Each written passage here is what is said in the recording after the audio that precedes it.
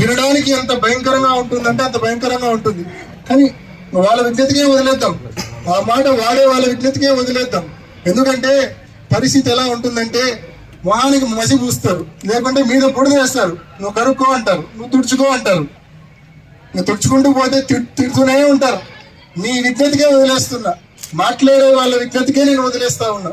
ఎక్కువ దీని గురించి డిస్కషన్ కూడా అవసరం లేదు. మాట్లాడే వాళ్ళు ఎంత కావాలంటే అంత మాట్లాడుకోండి, నాకే అభ్యంతరం లేదు. కానీ మనిషి అన్నాక కొంచెము విజ్ఞత విచక్షణ అనేది కొంచెమైనా ఉండాలని చెప్పి నేను కోరుకుంటా. మనిషి అన్నాక మనిషి పుట్టుకే అయితే గన తప్పకుండా కొంచెమైనా విజ్ఞత విచక్షణ ఉండాలా, కొంచెమైనా ఇంకిత జ్ఞానం ఉండాలా.